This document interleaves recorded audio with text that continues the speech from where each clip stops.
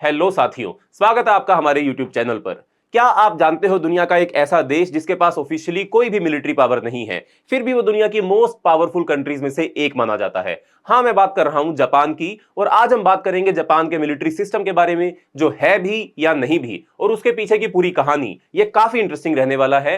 Japan का piece constitution, उसके military setup और आने वाले फ्यूचर में क्या वो बदल सकता है, आइए आज सब कुछ डिस्कस करेंगे। अगर रेडी हो तो चलो शुरू करते हैं। पर उससे पहले, चैनल का नाम है दिया ये सब, मेरा नाम है राही मेहता और आज बात होगी जापान की और जापान की मिलिट्री के बारे में। सबसे पहले एक बेसिक सवाल, जापान के पास मिलिट्री है भी या नहीं? जब जब जापान के कॉन्स्टिट्यूशन को अगर आप देखेंगे, स्पेसिफिकली अगर आप जापान के कॉन्स्टिट्यूशन के अंदर मौजूद आर्टिकल 9 के बारे में बात करेंगे, तो वो क्लियरली बोलता है कि जापान कभी भी किसी भी कंट्री के ऊपर वॉर नहीं करेगा। इसका मतलब यह हुआ कि ऑफिशियली जापान के पास कोई ऑफेंसिव मिलिट्री पावर नहीं है। लेकिन यह सिर्फ थ्योरी की ही बात है। प्रैक्टिकली अगर हम बात करें, जापान के पास अपनी सेल्फ डिफेंस फोर्सेस हैं, जो एक तरीके से उनकी मिलिट्री का ही काम करती हैं, बस एक डिफेंसिव नाम के साथ। ऑफेंसिव नाम इस्तेमाल नहीं किया जाता है जापान की मिलिट्री के लिए, नाम इस्तेमाल किया जाता है सेल्फ डिफेंस फोर्स। और उसके साथ ही अगर हम जापान के डिफेंस बजट के बारे में बात करें, वो भी काफी इंप्रेसिव है। 2023 के आसपास उनका डिफेंस बजट लगभग $50 बिलियन के आसपास था। आप इस चार्ट के अंदर देख सकते हैं, लगभग $50 बिलियन जापान ने 2023 में अपने मिलिट्री के ऊपर खर्च किया था। और काफी लंबे समय से जापान जो है वो अपने डिफेंस बजट को बढ़ा भी रहा है। अगर आप इस चार्ट को देखेंगे तो 2020 के बाद से जापान के डिफेंस बजट के अंदर एक बहुत ही ज्यादा हमको बढ़ोतरी देखने को मिली है।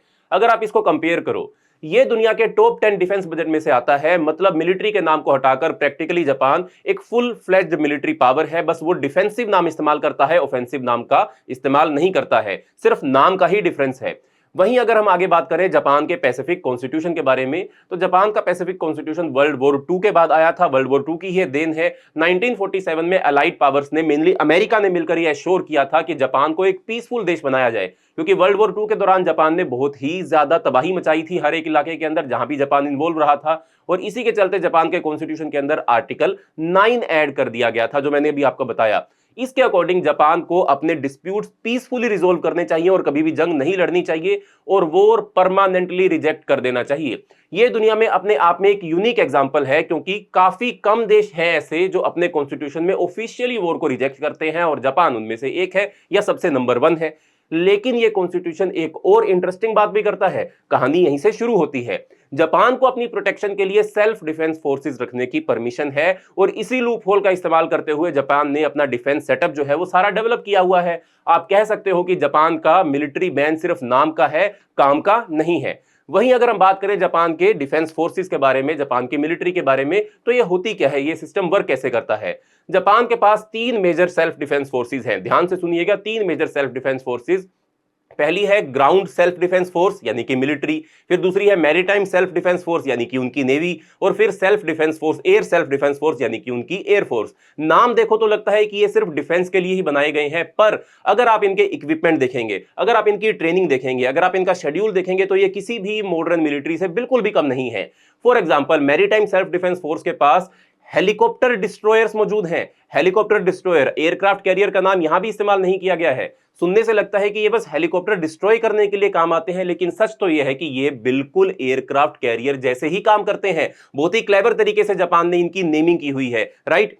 ये ऐसी शिप्स हैं जो फाइटर जेट्स को कैरी करती हैं, बस इन्हें ऑफिशियली एयरक्राफ्ट कैरियर नहीं बोला जाता है। और एयर सेल्फ डिफेंस फोर्स की अगर बात करें, तो उनके पास एडवांस्ड फाइटर जेट्स मौजूद हैं, मिसाइल सिस्टम भी हैं, सब कुछ है जो एक मॉडर्न एयरफोर्स को चाहिए होता है। सिर्फ नाम नहीं है एयरफोर्स का। जापान ऑफिशियली एक मिलिट्री अलायंस का भी हिस्सा है, US Japan mutual security treaty. ये एक बहुत ही इंपॉर्टेंट ट्रीटी है जो जापान और अमेरिका को मिलिट्री बाइंड करती है। ये ट्रीटी जापान को यूएस के मिलिट्री सपोर्ट की गारंटी भी देती है। तो जापान के पास एक तरीके से फुल मिलिट्री बैकिंग भी मौजूद है। अगर कभी भी उसको जरूरत पड़े तो अमेरिका उसकी मदद करने के लिए आएगा। पर इसके बाद एक और टेरिटरी में हमको एंटर करना पड़ेगा इस जापान के सारे सिनेरियो को समझने के लिए, जापान का न्यूक्लियर डायलेमा। आप सबको जानते हैं, सब जानते हैं कि जापान इकलौता ऐसा देश है जिसके ऊपर कभी न्यूक्लियर हथियार से हमला हुआ था। तो जब न्यूक्लियर वेपन की बात आती है, जापान वर्ल्ड वॉर 2 के बाद जब एटॉमिक बॉम्बिंग के बाद एक न्यूक्लियर डिसआर्मामेंट का सपोर्टर बन गया था। आज भी जापान जो है वो न्यूक्लियर हथियारों का विरोध करता है। हिरोशिमा और नागासाकी जो भी उसके ऊपर हमला हुआ, उसके बाद जापान उसको कभी भी भुला नहीं पाया, और इसी वजह से जापान ने अपने न्यूक्लियर वेपन को या किसी भी कंट्री के न्यूक्लियर वेपन को अपोज किया। लेकिन मजे की बात यह है कि जापान के पास एक सिग्निफिकेंट प्लूटोनियम स्टॉकपाइल मौजूद है। प्लूटोनियम वो चीज होती है जिसका इस्तेमाल करके न्यूक्लियर वेपन बनाए जा सकते हैं, जो थ्योरेटिकली एक न्यूक्लियर आर्सेनल बनाने के लिए यूज किया जा सकता है। जापान खुद को न्यूक्लियर फ्री कहता है, पर दुनिया को यह पता है कि अगर जरूरत पड़े तो जापान के पास बहुत ही हाई टेक्नोलॉजी मौजूद है, उसके पास बहुत से न्यूक्लियर पावर प्लांट मौजूद है, बहुत से न्यूक्लियर रिएक्टर मौजूद है, उसके पास बहुत अच्छी न्यूक्लियर कैपेबिलिटी है और वो कुछ ही वीक्स के अंदर अपने न्यूक्लियर वेपन्स बना भी सकता है। ये एक लेटेंट न्यूक्लियर पावर भी कहलाया जाता है। अब क्वेश्चन ये आता है कि क्या फ्यूचर में जापान न्यूक्लियर वेपन का ऑप्शन कभी कंसीडर करेगा, स्पेशली जब उनके नेबर्स जैसे कि चाइना और नॉर्थ कोरिया के पास न्यूक्लियर कैपेबिलिटीज मौजूद हैं। जापान का भी जो भी नेबर है, सबसे पहले अगर हम बात करें, रशिया भी जापान के नेबरहुड में है, नॉर्थ कोरिया भी जापान के पास है और चाइना भी जापान के पास है। और इन तीनों कंट्री से ही जापान की बिल्कुल भी नहीं बनती है, क्योंकि जापान तो अलाई है अमेरिका का, और अमेरिका इन तीनों कंट्री से अपने रिश्ते जो है वो बिल्कुल भी अच्छे तरीके से मेंटेन अभी नहीं कर रहा है। इन तीनों के बीच में किसी ना किसी प्रकार की समस्या चलती ही रहती है। तो ऐसे में क्या जापान खुद को न्यूक्लियर फ्री रखेगा या फ्यूचर के अंदर जापान जो है वो अपना स्टांस चेंज करेगा और अपने नेबरहुड के चलते वो दोबारा से अपने न्यूक्लियर वेपन डेवलप करने की सोच सकता है? तो जापान के यूनिक मिलिट्री सेटअप को समझने के लिए उसके नेबर्स का रोल बहुत इंपॉर्टेंट हो जाता है, उसको समझना भी जरूरी हो जाता है। नॉर्थ कोरिया एक बहुत अनप्रेडिक्टेबल कंट्री है, चाइना अपनी मिलिट्री को रैपिडली एक्सपेंड करता जा रहा है और रशिया के तो स्ट्रेटेजिक इंटरेस्ट है। जापान को हर वक्त अलर्ट रहना पड़ता है इन सब चीजों के चलते। जापान के लिए पीसफुल रहना मुश्किल होता जा रहा है, इसलिए जापान अपना डिफेंस कैपेबिलिटीज को धीरे धीरे बढ़ाता जा रहा है। अब उन्होंने मिसाइल सेटअप, सबमरीन्स और ड्रोन्स जैसी एडवांस टेक्नोलॉजीज में इन्वेस्ट करना शुरू कर दिया है।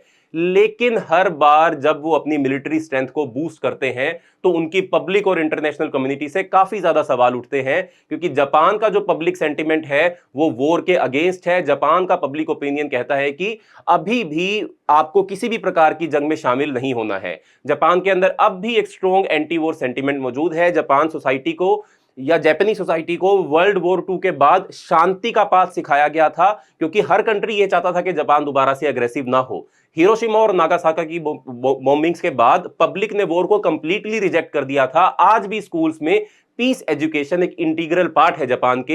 ये peace loving attitude Japanese identity का अब हिस्सा बन चुका है, क्योंकि इतने साल से लगातार बच्चे ये पढ़ते आ रहे हैं, तो हर जनरेशन के अंदर ये चीज अब समा चुकी है। पब्लिक ओपिनियन के अकॉर्डिंग मेजोरिटी जापानीज लोग अब भी आर्टिकल 9 को सपोर्ट करते हैं और उसके लिए प्रोटेस्ट भी होते रहते हैं जापान के अंदर।